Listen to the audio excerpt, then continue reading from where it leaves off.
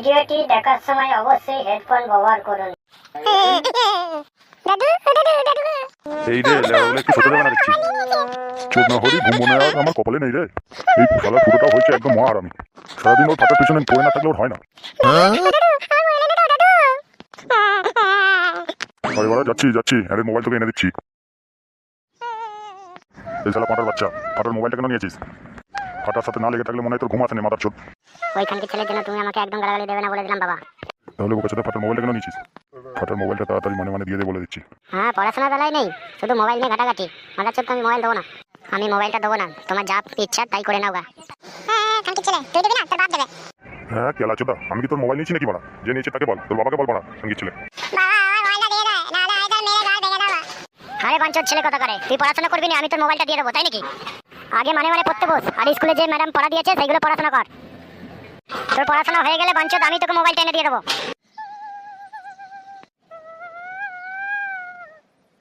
দাদু দাদু দাদু আমি পড়বো না, কালকে ছেলে বাবাকে মোবাইলটা দিতে বলো দাদু। দাদু ভাই আহা কান্নাকাটি করে না, তোকে তো বাবা ভালো কথাই বলছে, আগে পড়াশোনাটা করে নে তারপর নয় মোবাইলটা নিবি। না, আমার এখনই চাই, মোবাইলটা নিয়ে আমি গেম খেলবো দাদু গো, মোবাইলটা আমাকে এনে দাও দাদু। তোমরা এই সকালবেলা কেন ছেলেটা পিছনে শুধু শুধু পড়ে আছো? ছেলেটা কখন উঠেছে? এখনো পর্যন্ত ছেলেটা কিছু মুখে দেয়নি, আর তোমরা সবাই ওকে বকাবকি করছো। আয় রে সোনা, আয় আমার কাছে আয় ধন। তোকে আর ঘাড় পাকামো করতে আসতে হবে না, বাবা ছেলে সামলাতে পারে না, ছেলে পায়দা করে ঘাড় মারিয়ে বসে আছে। ছেলে পায়দা করলেই হয় না, ছেলে কোথায় কি করছে কোথায় যাচ্ছে সেসব খেয়াল আছে?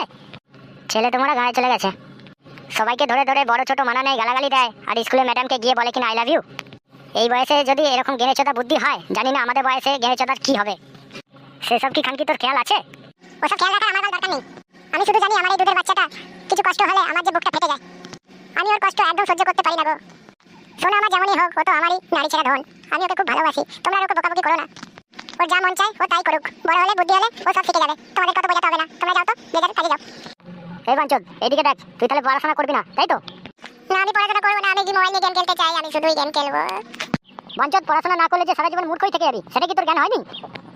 হ্যাঁ, তুই আর ওকে বকাবকি করিস না, যা স্কুলে টাইম হয়ে গেছে, ওকে স্কুলে দিয়ে আয়। হ্যাঁ সেটাই বরং ভালো হবে, যা ওকে বুঝিয়ে পাচ্ছি স্কুলে দিয়ে আয়। কি রে, স্কুলে টাইম হয়ে গেছে, চল স্কুলে চল। বাল তোটাগুলোকে যতই বোঝাই ততই এরা বোঝে না, তুই আমাকে স্কুলে প্রাইভেটে যাওয়ার কথা বলে, আমার পড়াশোনা করতে ভালো লাগে না।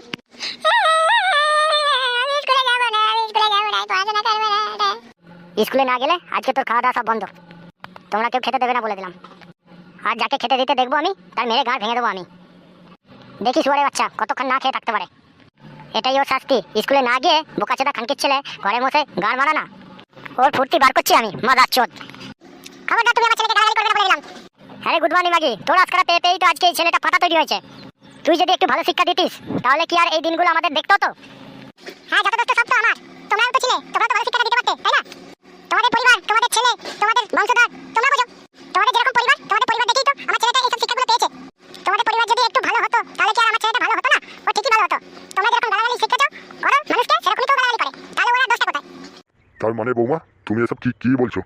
আমার পরিবার খারাপ, আমার পরিবারের মানুষগুলো খারাপ, তার মানে তুমি কি বলতে চাইছো?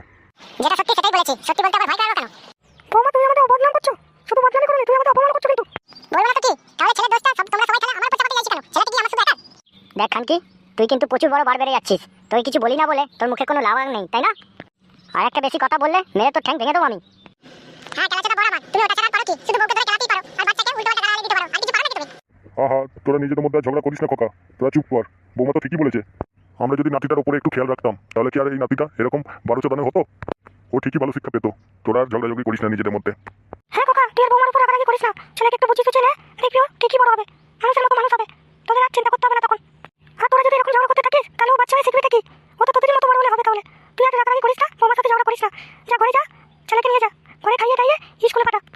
ঠিক আছে, আজকে আর আমি কিছু বললাম না, আজকে এমনিতেই স্কুলের টাইম হয়ে গেছে, আজকের দিনটা যাক। কিন্তু কালকে যদি ও স্কুলে যেতে না চায় তাহলে কাল ওরা আমি মেরে ঠ্যাং ভেঙে রেখে দেবো ঘরের মধ্যে। ওরকম বাঞ্চদ ছেলের দরকার নেই। স্কুল যাবি না বাঞ্চদ, ঠ্যাং ভেঙে ঘরে পড়ে থাক, এর ব্যবস্থা আমি কালকেই নেবো। কই গো, তুমি চলে এসো, ওদের ঝামেলা ওদেরকে মেটাতে দাও, ফালতু কাবাব হাড্ডি হয়ে আমাদের লাভ নেই, চলে এসো। হ্যাঁ সেটাই ভালো হবে মনে হয়, চলো আসছি। কিন্তু খোকা দেখিস আমার নাতির ওপর যেন বেশি টর্চার না হয়, যদি সেরকম কিছু টর্চার হয় আমিও কিন্তু ছেড়ে কথা বলবো না বলে দিলাম। নাতির যদি কিছু হয়, আমি লাস্টবারের মতো বলে দিয়ে গেলাম, আমার নাতির যদি কিছু হয় তাহলে আমিও কিন্তু তোর শাটার সারা জীবনের মতো বন্ধ করে দেবো, কথাটা যেন মনে থাকে।